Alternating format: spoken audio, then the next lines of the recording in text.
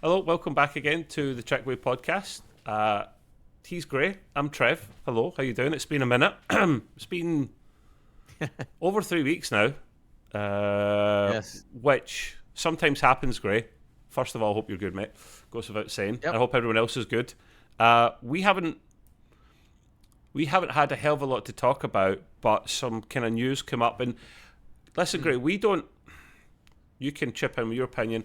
We tend to not do news pieces like Trek Central and whatnot. As soon as they break, we're on making a video. We don't do that because we're more about the podcast and the opinion pieces. But we had a bunch of stuff to talk about regarding Section 31 and Picard movie and whatnot that was more recent that we wanted to discuss. So we thought we'd jump on and have a chat. I think it's better when there's multiple pieces of news that we can come on and do our normal, podcast routine, as opposed to that piece of news came out. Quick, let's put something out. And it's a 5-minute video or something. Yeah, it's that's not us. Okay. The other people are cool, but that's fine, and that's not us. Cheers, Gray. Cheers.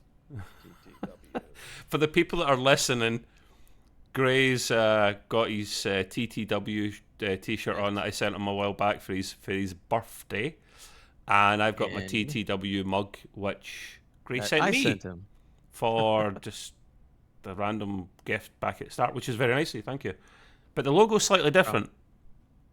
Is your logo round? Well, no, this is the same thing. I've done the same. Why did I do the same thing? I done it. I was scared something they would say no, but they print you're off. better off. It's not that much different that you don't know what it is. They print off anything. The guys that Gray used were a bit more. Well, actually, no. The guys that Nick uses on our podcast, on our gaming podcast, Redbubble, they're a lot more strict. I tried to do it through them, Gray, and they said no. Yeah, it looks too similar.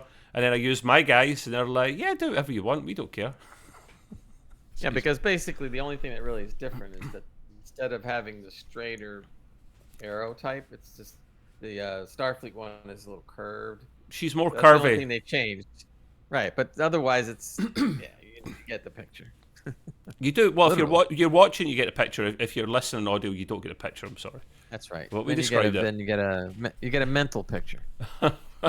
Doesn't mean we're mental. Just means you're mental if you're watching us and not listening to us. We just we do this so that we're available in all mediums. Okay, we'll crack on. It won't be a long episode. We'll do specials, like I say, every 2-3 weeks where possible. Right. We wanted to discuss today, like we touched on before, some news that came about from a couple of different things, namely the Section 31 movie that was talked about for a while, a possible Picard movie. A long while, yeah, but we'll discuss the fact that it is an official thing. The Picard movie, which isn't official, but it's close to being official.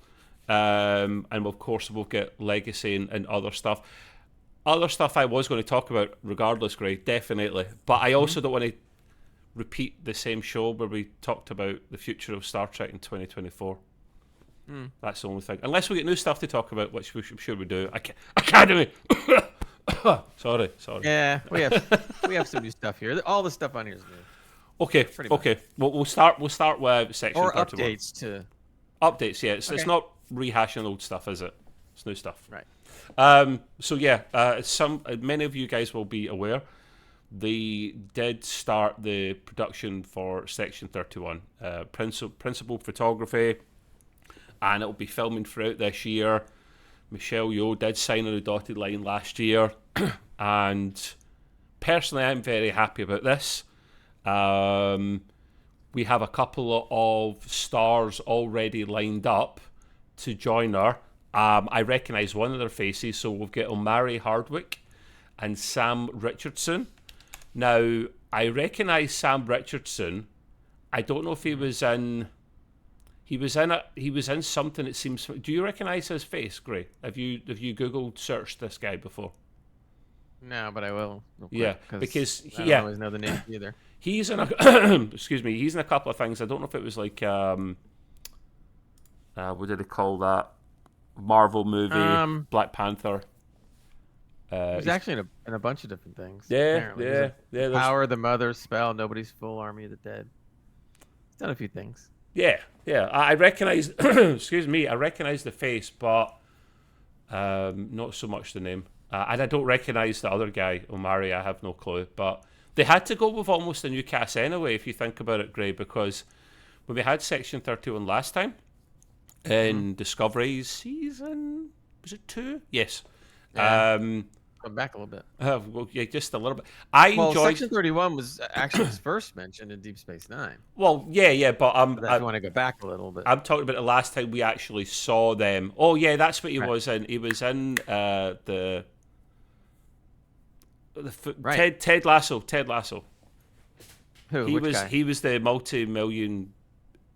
billionaire from, I think, his homeland of Nigeria or something that came over to buy the club. So, he's a bit of a legend, actually, that guy. But yeah, so last time we checked Section 31, we're back in Discovery Season 2, and we don't like that series very much, but I like the Section 31 element of that. Yeah. Gray, did you like that element of Discovery? Yeah. I like the fact that they were taken over by a central intelligence, and they had to try and beat it.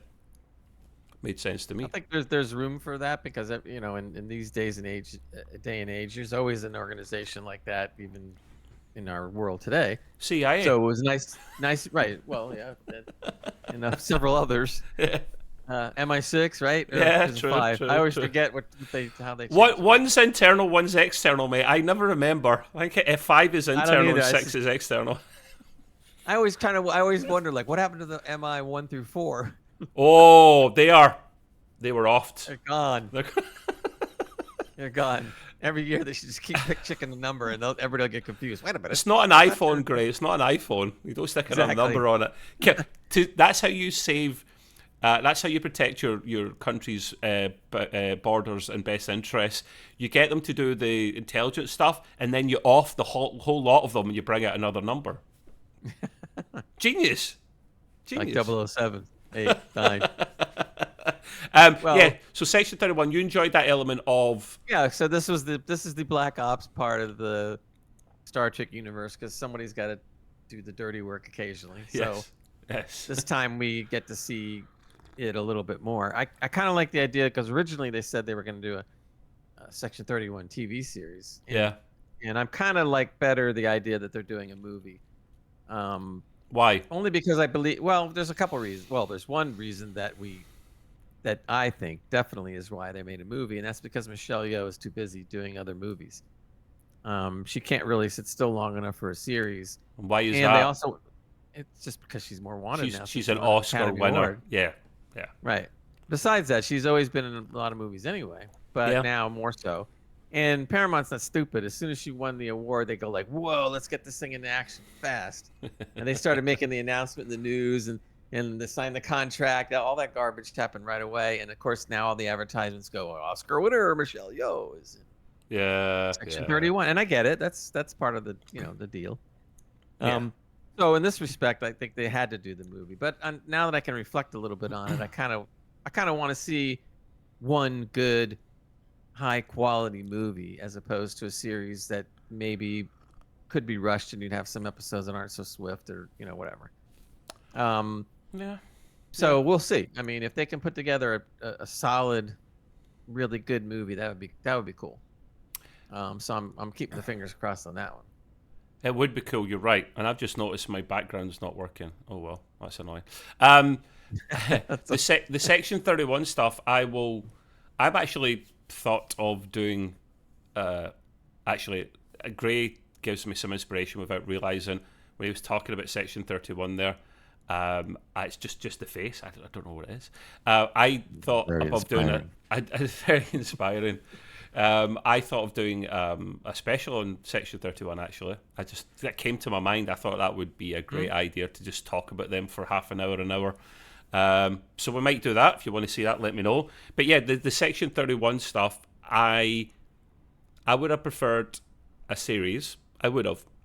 Reason being, you get more Star Trek then. Well, yeah, there's always that reason. Yeah, quality can vary. Yes, I appreciate that. Of course it can.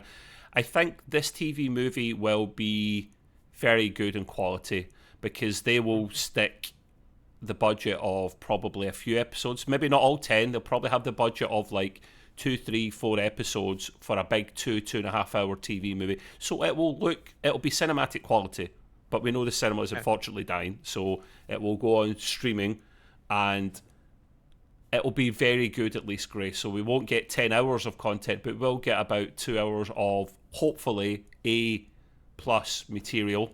And it's Michelle Yeoh, so even if the rest of them are shit, she'll be able to carry them to some extent. Well, yeah, I was going to say. There is she was excellent as Philippa Georgiou. Absolutely excellent. She was one of the few shining lights of Discovery from when she played the captain at the start, who was the more humble, nice lady, typical Starfleet captain, done all the right things. And then she got offed, and it was her alter ego from the Mirror Universe, and she plays a real good bad guy, Philippa. So Michelle. Bad guy. As opposed to a bad good guy. A bad gal. So yeah, I am really, really looking forward to that. We do believe that the earliest we'll see this is the end of this year. But Gray, let's not beat around the bush. When someone says that, we automatically know by default it probably won't be that time then. It'll probably be early next year. I mean, generally I kind of use the rule of thumb of that they should be able to do it 9 months. Now, they just started filming, and the reason we know that, besides reading it in the news, is there was a picture released by, I think it was Michelle Yeoh. I don't know if it was on Twitter or TikTok or whatever, but you saw the clapboard that read the name of the movie, and you see Michelle Yeoh right behind it.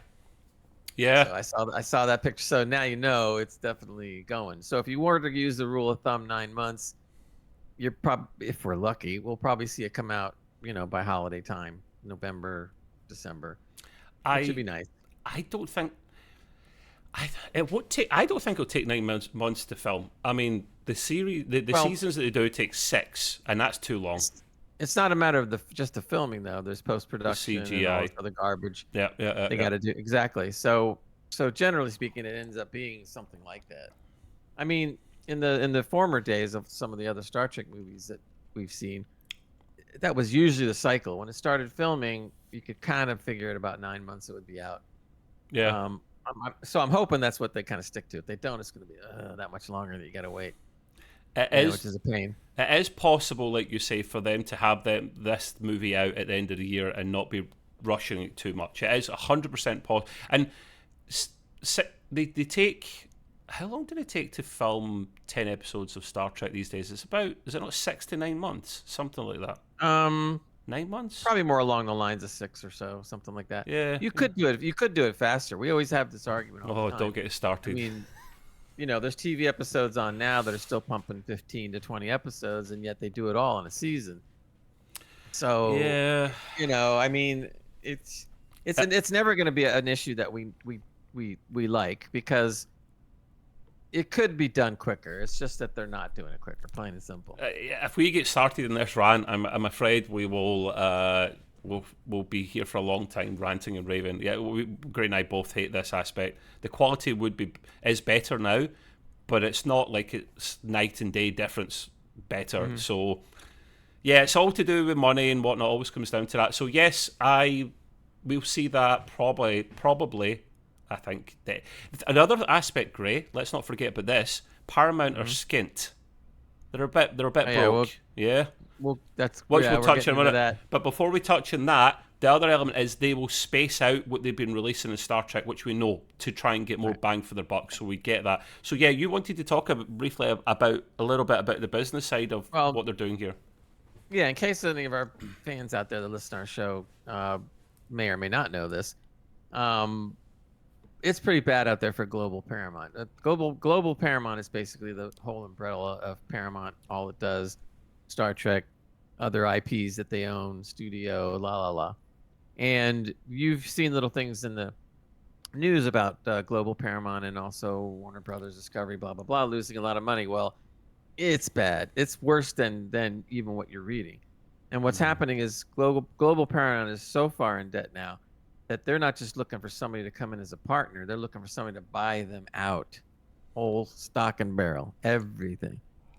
And when companies start looking and asking for people to buy them out completely, they're in deep doo-doo. So what could be happening more sooner than later, because the rumors are already out there. They've already talked about a couple different people making little offers here and there. So the wheels have started. Some venture capital groups are out there offering a bunch of money, blah, blah, blah. So more than likely, you never know what's going to happen, but more than likely Global Paramount is going to sell at some point, and probably more sooner than later. So I'm thinking it's going to get sold within the next 3 to 4 months. Wow. And really? Yeah, because there's stuff going on in the background that's been going on for a while. When you see somebody put up the for sale sign for the whole thing, that means they already put it up quietly before they announced it publicly. Yeah. So when they announce it publicly, now you know it's really bad. So this could be a good or a bad thing. Initially, I guess it would be a bad thing, because once a new owner takes over, you don't know what's going on. They have to reevaluate everything. There's no doubt they're going to cost cut. That's a definite. No one is buying Paramount who's in debt billions of dollars and just go like, oh, we'll just keep everything the same. No, that's not going to happen. They're already talking about how they're going to start basically just selling off property. There's a more than possible likelihood for Trek fans that when the whatever the group is that buys Global Paramount, they're going to look at all the different IPs, Star Trek and other things that they have that make money, the movie division, TV division, blah, blah, blah. And they are going to start selling off pieces. Well, which piece is going to get the most money? Probably Star Trek. Yeah. Exactly. That's the crown jewel of Paramount. So they're either going to do, my prediction is they're either going to do one of two things. Once they buy everything, they're gonna sell off all the other IPs and keep Star Trek only, or maybe one or two others, and the rest are just gonna sell and let everybody else take it or license it. Either sell it outright or license it, or it could be the flip. They're gonna sit there and go like, well, what's gonna get us the most money to take us out of debt right away? Oh, Star Trek's worth a lot. Let's sell that one. And maybe one or two other IPs, and we'll keep the rest, and then we'll be out of debt. So one way or the other, there's going to be some big changes coming along, and we have no clue how that's going to affect the Star Trek universe. It could affect it a lot. Now, what would be the good thing? Well, it's possible that somebody could buy out and or license Star Trek or the whole Trek universe and do a lot better with it than what we've seen. Sure. And that could be a good thing in the long run. But right now it's just so as a Trek fan, sitting around waiting what's going to happen is just kills you, because you don't know any announcement they make, with the exception maybe of Section 31 because they're filming it, or whatever. Any announcement that they make, you can't believe any of it, because it could change in a matter of seconds when somebody buys it out. So unfortunately, that makes projects that we're going to be talking about on today's show, even though we want to see XXX a little bit up in there, we don't know. Yeah, and we're already seeing some of that with Legacy right now, but we'll get to that. So anyway, that's just a brief thing of what's going on. It's anything you read out there that's bad. It's bad. It's very bad, and it's not just Paramount, but that's because we're talking Star Trek. That's why we're talking about it now. It's really bad. What did your parents always teach you when you were growing up in general, to be responsible with your finances and whatnot? And all these big, massive corporations are just like, none of these guys had a mother at all by the looks of it. None of them. Look, they're to blame. The only little bit of slack that I would cut them is the fact that when they started streaming years ago, everybody had this thing in their mind that, wow, streaming is going to be worth billions of dollars. We got to throw money into it and really get it going. And they end up finding out after they threw billions of dollars into it, it didn't work out quite the way they thought. Yeah. And with the exception of Amazon and Netflix and maybe Apple, all the rest are bleeding. I mean, bleeding. Well, there's an interesting segue. At different points in the episode, I will always dot the I's and cross the T's in terms of the other podcasts on the network. We could possibly just roll this in, more of this conversation into Gray's show, Gray's Green Room, which does look at entertainment and all the movies and TV shows are out, but also the business side of it as well. A bit like I was going to say a poor version of Doomcock, but a much better version of Doomcock, because we don't wear masks and we're a lot more handsome.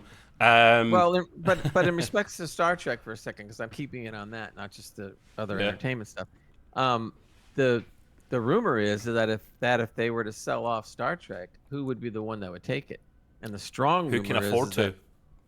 Exactly, but the strong rumor as to who would take it or Prime. who would license it would be exactly Amazon Yes. Prime, because they've been involved with Trek overseas in distribution and stuff like that. So they would be the logical one. Yeah. They tend to the main guys outside of North America to show other TV shows, other Star Trek shows across the world. So I guarantee you, Amazon has got their people on it already, just getting ready to jump at the chance if this happens. But I wouldn't be sad if Apple came in with a cheeky bid.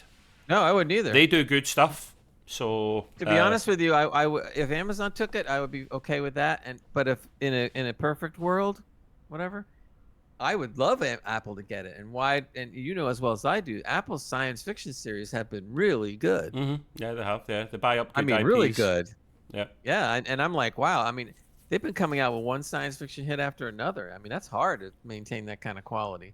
Good bangers. So that would be, I mean, if you were just to imagine taking that quality that we've seen in their shows and apply it to Star Trek, I mean, your oyster. Yeah, man, it could be quite good. Well, the last thing I'll say it quickly before we move off, Gray, is that I was hearing similar things to yourself, but the thing that stands out for me is, yes, they are probably going to have to sell off elements, Paramount. I don't think they'll sell the whole thing. But what I was hearing, reading anyway, and other videos and whatnot, and I take it all with a large pinch of salt, is that they might try and branch off Star Trek into its own separate company, Star Trek Studios, to get away from Kurtzman, because that guy is just I'm going to be brutal here, and I'm not going to apologise for it. He's a cancer in Star Trek. Most of the stuff he does is not good. He's done some okay things in Star Trek, but it's been negative for me anyway. And that's one way of getting out of it. I don't think Grady would ever sell Star Trek part of it because it's their most profitable bit. What's the point of existing then if your crown jewel's then gone? But I could be wrong. They could sell off other elements like their studio space, because Amazon Prime really needs studio space desperately, and it's a premium in Hollywood apparently. So that's what also I've been hearing as well, that they could sell off elements including the studio side of things, other parts of the franchise, and then there's also the separation between Paramount and Paramount Plus. Paramount Plus could maybe be sold off as well. So there's all ifs, buts, pots and pans, and no one really knows. But certainly if Gray's got space in his GGR show, we could talk the business part of that, or even come back and do a special on it here. Who knows? But we'll leave that part alone, because we don't want to spend absolute ages in the Section 31 stuff. But it has been greenlit. It is in production now, so that is probably, touch wood, safe. However, the next thing we're going to discuss, Mr. Gray, might not be so safe for a couple of reasons, and that is the heavily rumoured Picard movie. And what we know, again, take it with a pinch of salt, rumour mill, Patrick Stewart has come out and said he wants to do one. He was talking to a couple of people about scripts and giving ideas. A script is probably already, as the time of recording this, done or almost done, and about to be handed in for the powers that be to read it and see if it's worth their money. But Stewart's up for it, obviously. I think Gray got the bug from doing Picard season 1, 2 and 3, especially 3, because I thought it'd be done after that, but I think he's thinking, I enjoyed that, I want to do it with my pals again, one last movie. And it's the idea of him trying to convince Paramount to do this. I think they possibly will if they get their house in order, because it's a no-brainer. Everyone loves the TNG stuff and they want to see more. Right. I think I would prefer this over another season, because he's an old guy now, Stuart. Like Michelle Yeoh, you could knock out a 2-hour movie and it could be excellent. And it is rumoured to be another TNG affair, which is fine. I don't mind that. What have you dropped, Gray? You okay? No, I'm good. Is that your phone? All right, I thought you dropped something on your lap. If anybody's actually watching this, I have my dog at my feet. Your dog. Is she munching at your legs, man? What's that all about? She's leaving now. But it was, she wasn't biting hard. But it would be kind of funny if all of a sudden, well, yeah, I think Star Trek.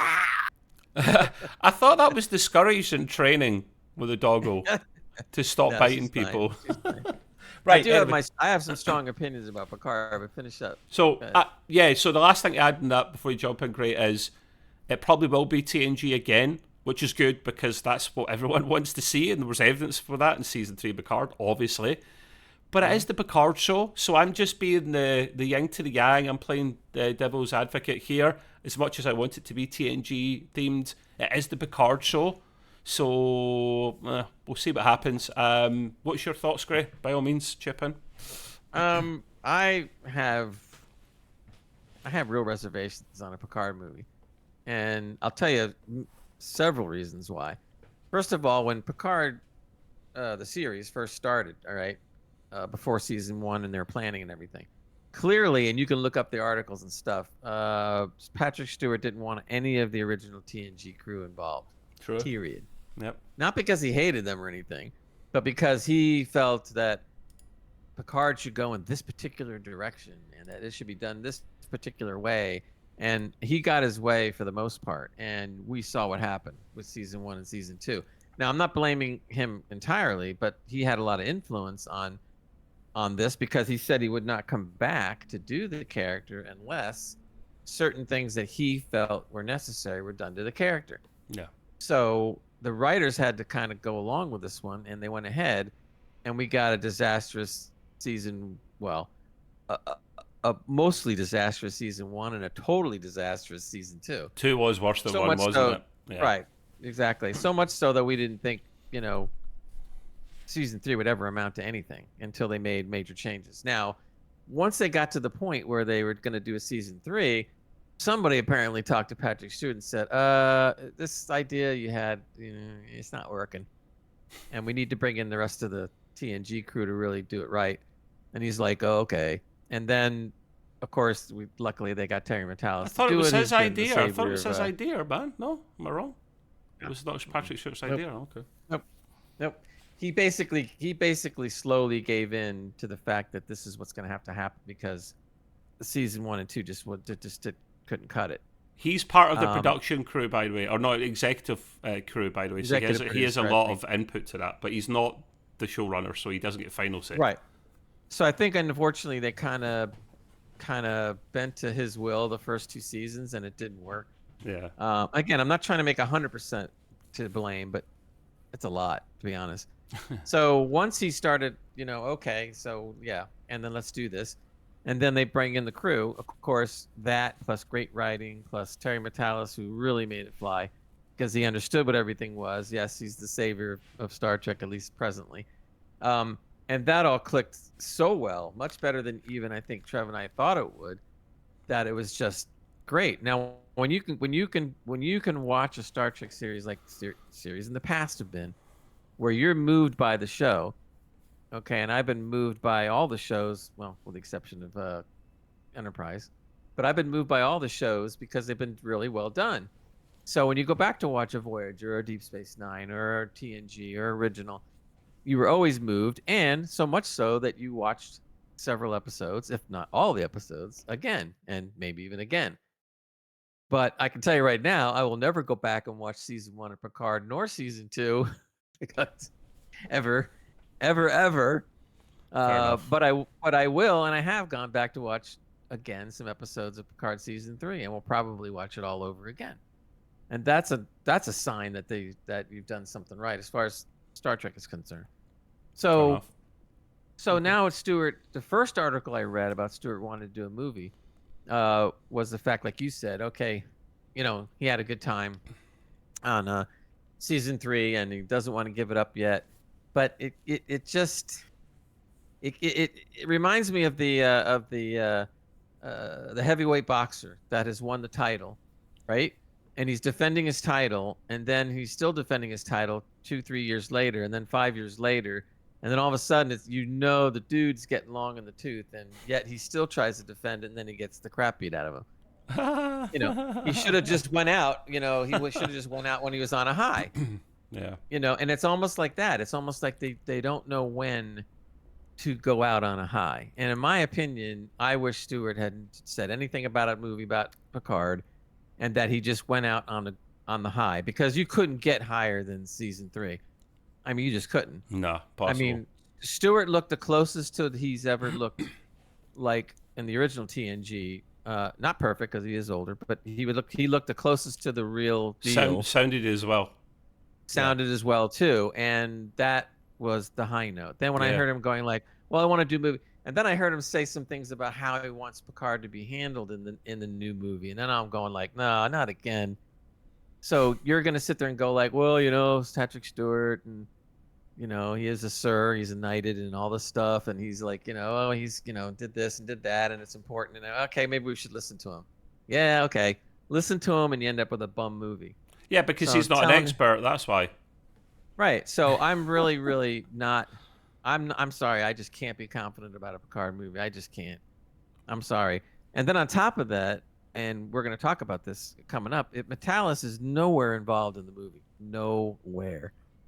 Okay, so that already signals bad things for me. We can discuss it just now. Right. If you don't have Metalis involved, then I don't even think that is not Terry's fault. That is him being booked up way in advance. Right. He would love to do it, but he's got his career. Terry is like any other person that has a job. He's wanted now. Even more so after Picard season 3. Exactly. Disney were gagging to have him there. He's very talented, not just at Star Trek. He's already doing another series. I forgot the name of it. He's already show running a series right now.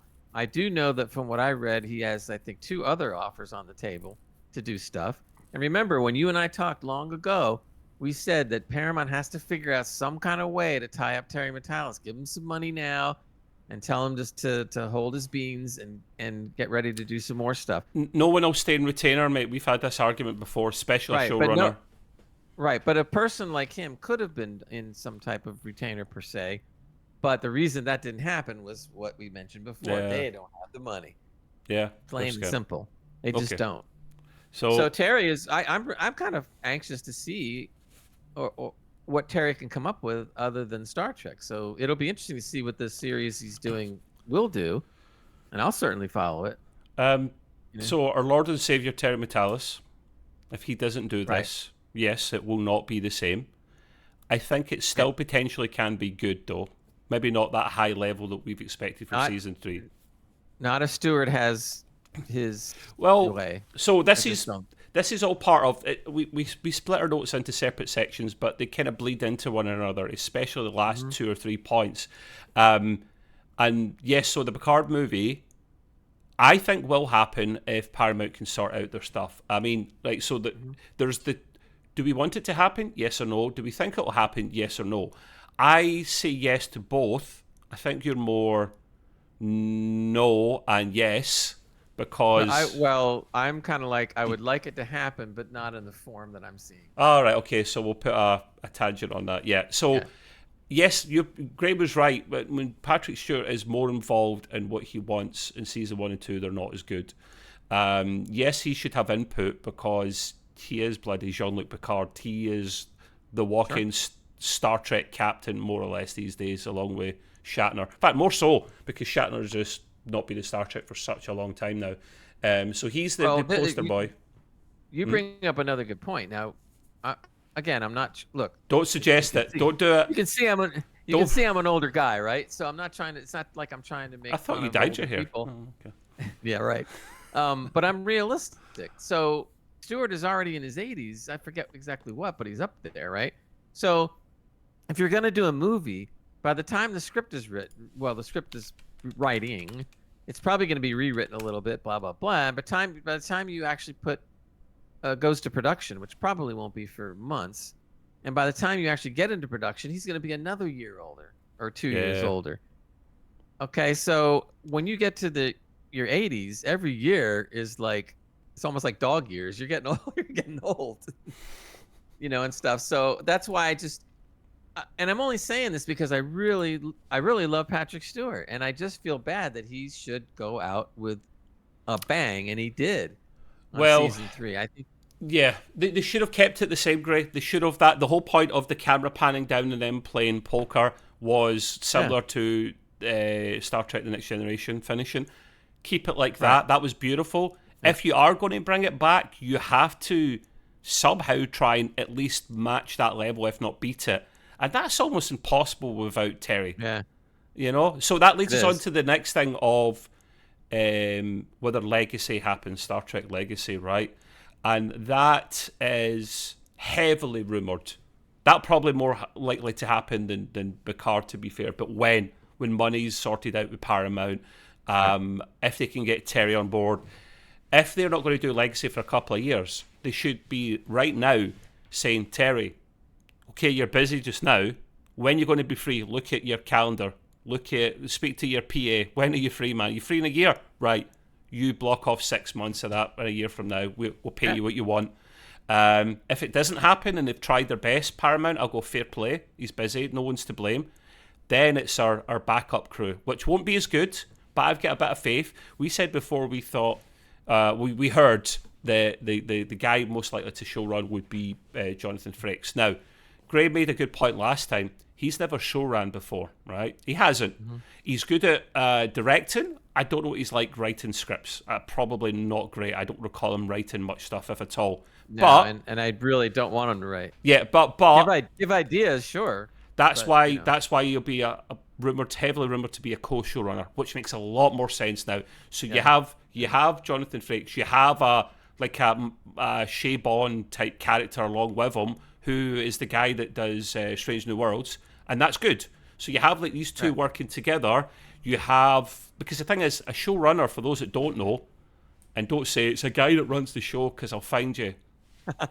Someone call me. Anyway, it's a guy that does many things, or a gal that does many things. Oh, that's Terry McAllis calling you. I just wanted to know. So I'm busy, Paramount. I'm not going to be showrunner. I'm doing a podcast with Gray. It's Paramount on the phone. Paramount UK. You and I are going to co-show run the next series. Can you imagine it, man? Jesus Christ. Would bankrupt them even more. You see our mugs up there and everybody goes, oh, God, are we in trouble now? Yeah, so totally lost my train of thought. So, yeah, show running is writing some scripts, directing some episodes, being the main production guy, and literally over you're the man that's looking over the whole thing. You're the boss. You will say yes or no to all these things, all these departments feeding into you, so you get your finger in many different pies. Frakes can't do that. He is a good director, certainly in terms of TV shows and Star Trek. He's a Star Trek man. He knows what it takes.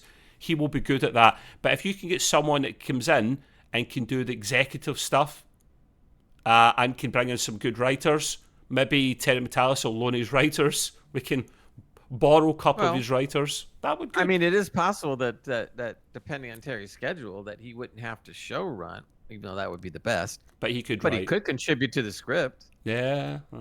You know, or he could even write the whole script if he has enough time, and then I would say like, all right, well, that's a plus. Yeah. You know. That would be good. That would be. I would be happy with this because, like I said before, Frakes is a Star Trek man. He knows what it takes. That's why he's directed some good stuff. So yeah, we would like that. The rumours out there again were they would try and do a kind of Legacy and Picard thing roughly about the same time. Tell me if you remember this part of the rumour, Gray. I don't know if someone suggested it would be a Picard movie going into a season of Legacy, or a season of Legacy going into a movie of Picard. I think they were trying to maybe tie them together somehow. Do you remember which way round? Yeah. I thought it was the Picard movie leading into another Legacy. But to be honest with you, both ideas are good. I mean, if I was marketing the show, why would I not want to market Legacy and tie it into the movie? It would be good for both shows, both movie and show, to do it that way. Yeah. So yeah, from a marketing standpoint, it would be great. Look, part of the problem is, again, going back to the money thing and how broke they are. But to be honest with you, in a normal world, once season 3 was finished and you saw how well it did and how happy everybody was and how it did in the ratings and that was the time that they should have jumped in and made an announcement that there's going to be a Star Trek Legacy TV series right away. Made the commitment. Even if you didn't have all your ducks in a row yet, you should have come out and said, we are going to do this. We're going to give the green light to a Star Trek Legacy series. Why do you need to have your ducks in a row? What's that analogy of? Does it mean you're going to shoot them like Duck Hunt on Nintendo? What does that mean? No, I don't know. Its expression came from somewhere, but you know what? It basically means carry on. You got it all set. So when they didn't do that and didn't jump on the obvious, fantastic, wonderful, positive hype and make some kind of announcement like that was a big no-no, a big problem. They're broke though, Gray. They can't afford to. That would be reckless financially for them to promise something and then not deliver. We'd be pissed off even more. Right, I agree. But I'm just saying that's what really should have happened. Yeah, in an ideal world, yeah. I mean, and I'm going to say something a wee bit controversial, but if it was me at that time when that hype was that high, I would have scrapped Section 31 and put the funds towards Legacy, because that was the hot stuff. True. Yeah. I think they will do a Picard movie, by the way, to backtrack slightly, because they want to tie it in with Legacy. And not only that, their plan, Paramount, again, rumoured, they've never come out and actually said this in words, they want to do a Star Trek TV movie every 2 years, which I'm happy with. That sounds great to me if it's good quality. I am so down with that. That's why I think Picard movie would happen, Gray, for those two reasons, because they will that'll be the next TV movie that will come out, I don't know, the start of 2026 or something, argument's sake, and then it will lead on to a Legacy series, and then Legacy, say, for example, could be in 2026 later on in a year. That gives everyone time to get the money, the planning, the Terry Metalis tied down if possible, get everything planned. And people have made this comment many times, including the chap on the Side Trek channel, which you take with a pinch of salt because it's all rumours and things you hear from Hollywood, but that they want to... They've been planning something like this for a while. They know exactly. Terry has said Paramount knows everyone, the fans want Legacy. They're gagging for it. They know this. They just like they knew that everyone wanted Strange New Worlds before. When they put things like the Enterprise into Discovery early on, they're doing that for a reason. Many reasons. One of which is to tantalize you with what could be, and then they see the reaction. They go, "Okay, we've already planned this a little bit, somewhat provisionally, and now we're going to actually plan this a lot more because we know people want it." But shows take a long time from inception to actually on air. It's years potentially. So I mean, I would rather see, even though of course I would love to see loads of Trek, right, if it's done well. Yeah. But on the other hand, we're getting to the point now where we want to see the quality. We're tired of the up and down kind of quality, where you get an episode that's fabulous, then you get an episode that's and then you get an episode that sucks. And when you're only doing like 8 shows or 10 episodes, that's too many. I don't want to hear the No more Klingon, no more Klingon K-pop, no. Yeah, exactly. So if you took out the shows that were borderline or below, yeah, well, half the season's already gone. Yeah. And the other half of the season was great. So I would rather see either, like you're saying, either we do movies or we do what they used to call anyway, a limited series. So you don't do 8, 10 episodes, you do 4. And that's it. You don't do any more than that. Many series are fine. They are. Right. And you can still put like all the budget and the quality of an 8 to 10 episode season and pour it into the 4 and make it great, make it really high quality, and you actually end up saving money and having a better chance for a better show. I want to jump on the back of Gray's comment about a miniseries. He talked about this before, and it was a great idea. It's been proven it can be done successfully, and it's also a backdoor pilot for a possible future as well. Sure. Sorry to rant on about this again, but one of my favourite shows of all time... Voyager.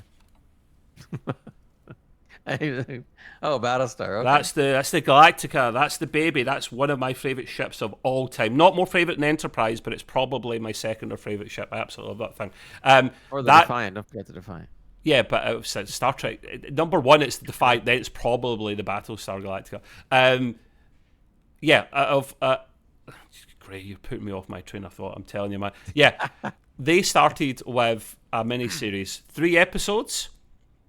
3 episodes, an hour long, or I don't know if it was, maybe it was 42 minutes long or an hour long, but 3 episodes miniseries of, and that was the kind of the proper start of how they escaped the Cylons and they started making their way, and it was absolutely fantastic. Not just my opinion.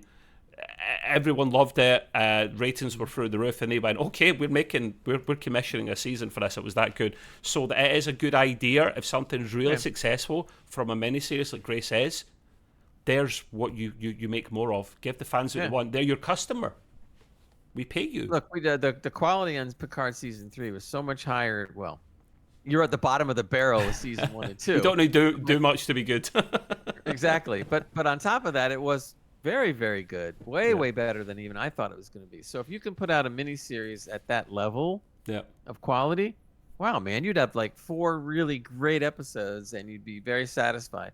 So I'd be willing to wait a little bit and not have a weekly show all the time if you could come up with, I don't know, multiple miniseries, maybe 2 or 3 different ones. It also gives you a chance to do other things. I mean, imagine like, you know, you could still bring back the stars because they're not too old from Deep Space Nine or Voyager, whatever, and you could do a miniseries. I mean, who wouldn't want to see a miniseries of 4 episodes, let's say, of a Voyager or a Deep Space Nine? Yeah, Are you kidding me? Like a Voyager. We all jumping all over that. A Voyager miniseries based on the books, the Full Circle Fleet, where they come back to Earth, and then is it? I don't know if it's Chakotay or Janeway. I think in the book it's Janeway, but Chakotay, certainly in Prodigy, is the one that went to go back to the Delta Quadrant. But he went back to Delta Quadrant in the books with Voyager, with its new slipstream drive.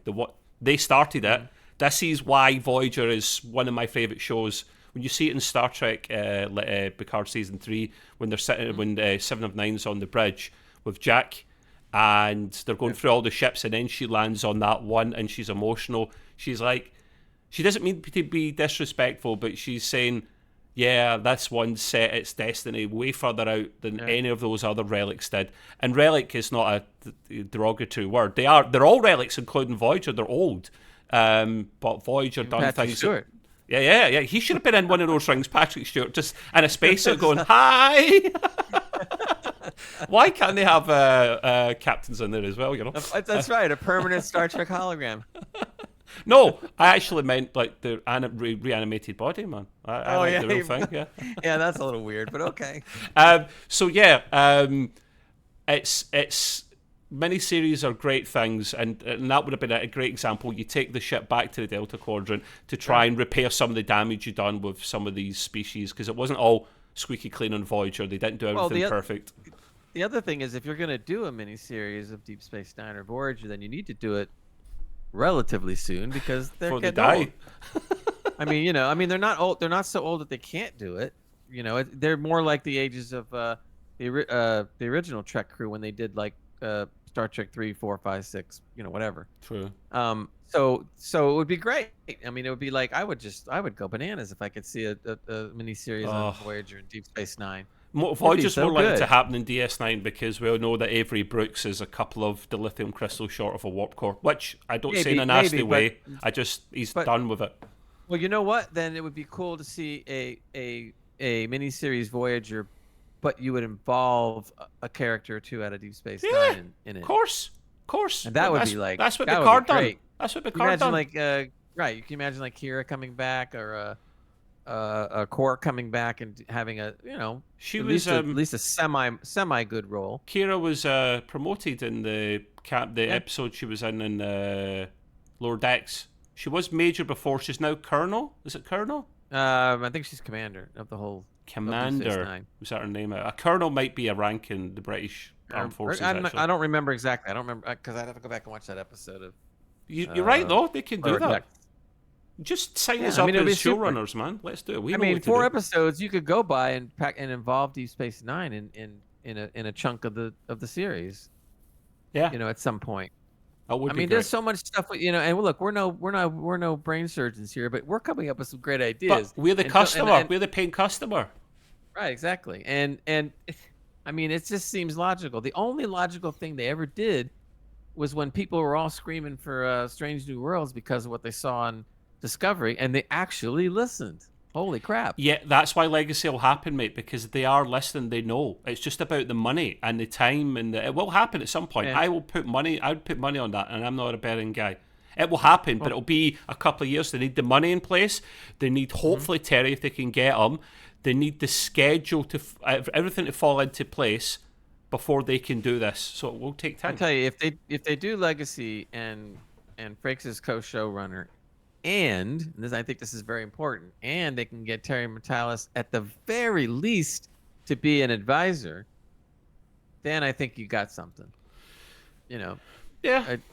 At the very least. Now, of course, if Terry can be involved more than just an advisor, great. But the point is, I would trust Frakes' experience as well as another showrunner working with him, and Terry as advisor. I would say, yeah. Now you got the talent there, and then you get the same writers that worked on season 3 together. So now you got a little package going where it could be great.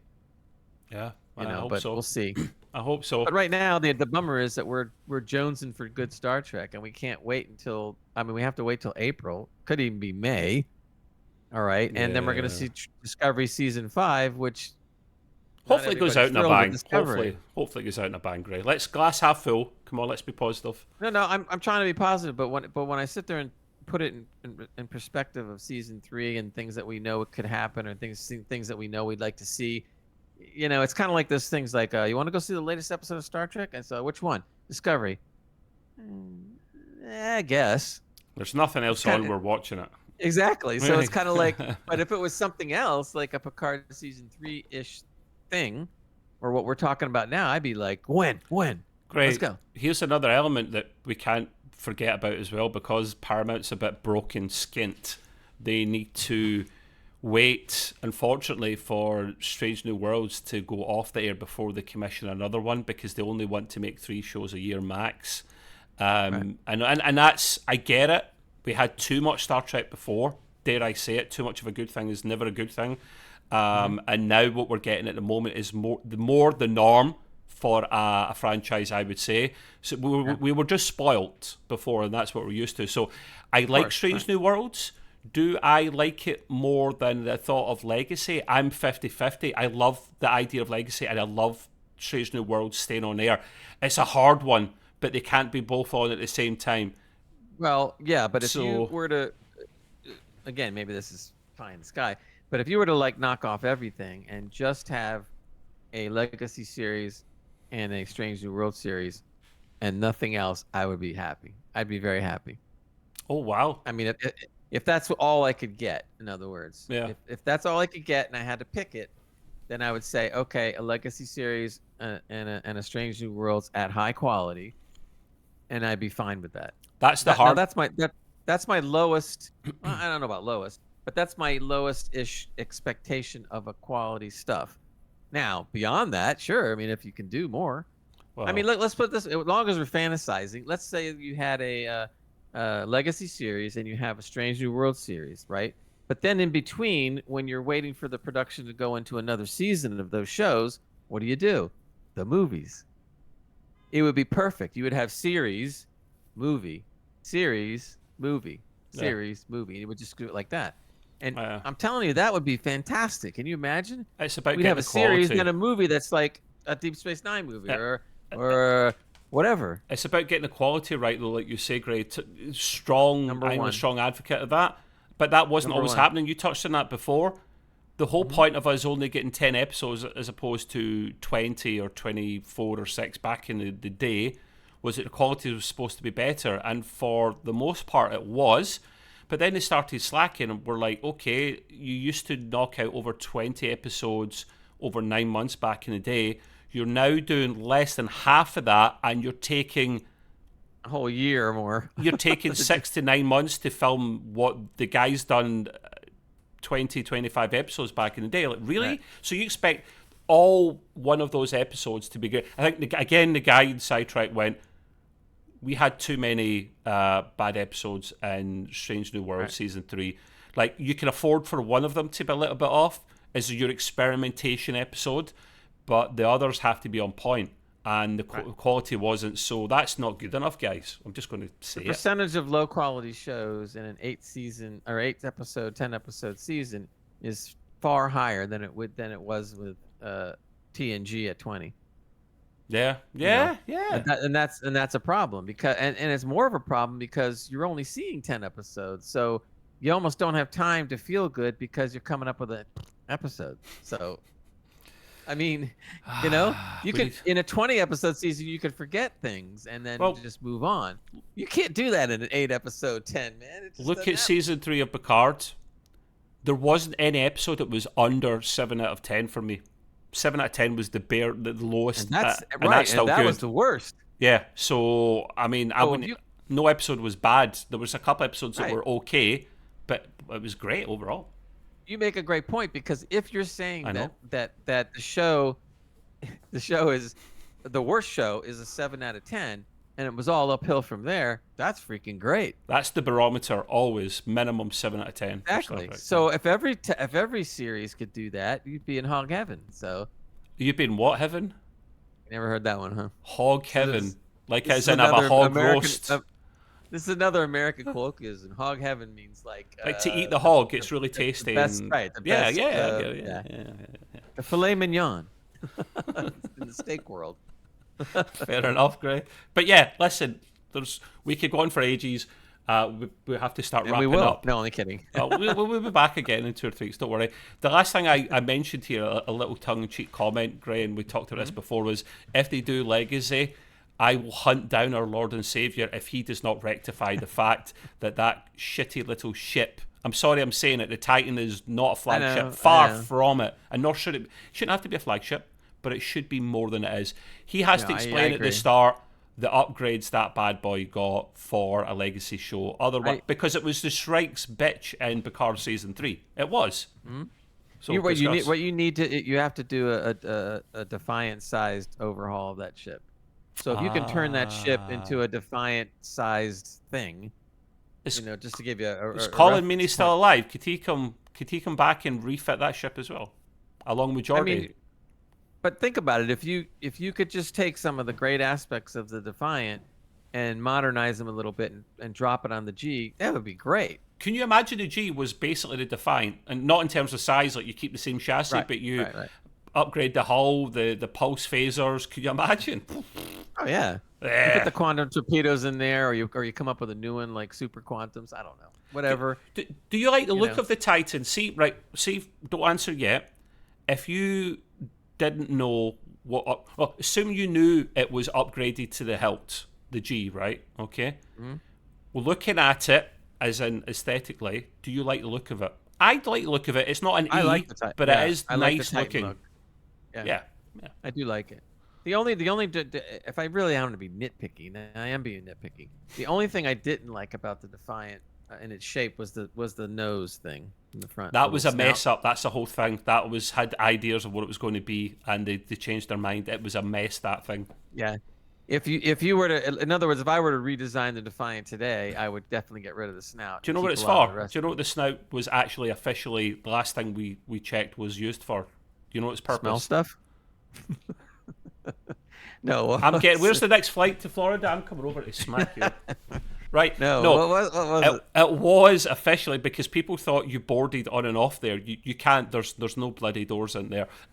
It was like a little last minute barrage of torpedoes inside. So wherever they keep the torpedoes, say it's even in there, they just keep a bunch of them in there, like a big massive warhead, and then shoot it off like a big massive missile as a last ditch effort to blow something up. Because if that hits any ship, it's automatically dust, and that's its official purpose. Where you dock on and off, I have no bloody clue, because it uses the snout to dock. Our theories are it's a little tiny normal corridor underneath that you imagine boarding on and off that thing, and you look up and you're like, I've got 10 years worth of radiation walking under this every day. Like to me it's just the snout just brings funny moments when it just keeps bumping into stuff because of the snout. Wait a minute, Pong. Oh, wait. If we just straighten this damn thing out, we wouldn't have any problem. So I hope they sort the G out properly. They had the perfect opportunity to. At the end of Picard season 3, when they were talking, 1 year later it said, I almost said it in that voice, 1 year later. They were talking about the ship. 1 year later. He's better at it. when they're coming up to the G and they're like, oh, we've renamed it, Dad, blah blah blah. Jack could have went then, oh yeah, she's been upgraded and she's got this and that and that. One line, Terry. Yeah. Even if you know Legacy's not going to get made because you did not know at that time, you just say it, because this does not have to be the flagship, this ship. Not every Enterprise has to be the flagship. Not every Enterprise in history was the flagship, but most of them were, and this doesn't have to be a flagship. It's a Neo Constitution 3, so I like the fact that they go back to the past to borrow and update it. They're doing that with so many. We will come back to that as a special, Gray. Ships that they've brought back, like the Excelsior 2, which looks gorgeous, these new ships. So, but we'll need to wrap up there. So the last thing I'll do quickly before we go, Gray, we said before, Gray's got his show GGR at Gray's Green Room on the Twitters, wherever you listen to your podcast, on the YouTubes. We'll be doing hopefully another special for that later this month, touch wood. And we talk all about entertainment, movies, latest movies, TV shows out, some geeky stuff, some popular stuff, and the business element behind it, because we're kind of interested in that. And then, of course, the gaming podcast that we all do with Nick, our friend and colleague Nick, and search for us on interwebs, Extreme Gaming Podcast, and that will get you the Discord link, which is also below. And the reason I say that is you can come on to that. There is a channel for Star Trek, for the Trekway, chat away with us. There's one for Gray's Green Room, chat away about all things entertainment and all about gaming. So what more do you want? This channel's got, maybe I should stick in a football, soccer channel, and everyone's happy. Like, what entertainment, sci-fi, Star Trek, gaming. Come on. A reason I don't think a football one's in there or a soccer one is in there is because Nick doesn't like football anymore. He used to. So he probably wouldn't allow that. That's okay, because in Gen Chat, you guys we do that anyway, or we do it in Gray's Green Room sometimes to piss off Gray. Sometimes, yeah. We'll wrap up there, guys. Thank you very much for your time and patience, and we'll see you again in 2 or 3 weeks. And I don't dislike. I'm not fussed about that. Just put a comment below about what would you like to see as a special. What do you want us to discuss about in Star Trek, and we'll try and do it. Try to get another Michelle Forbes interview. Oh yeah, that one's killing it at the moment. I wonder why. We've got so nice. many views on that one. Yeah, it's banging. I don't know why that. YouTube works weird. Its algorithm is a thing not even known to science how that does what it does, but it's picked that one up. So, so what you do is when you post this episode up, you just say Terry Metalis was gonna be a guest, and then just see what happens. Hashtag Michelle Forbes and see what happens. Yeah, exactly. There you go. Right. Thank you very much for coming along, Gray, and for everyone listening. Until next time, do your thing, Mr. Gray. Live long and prosper, everybody. Bye-bye. Goodbye.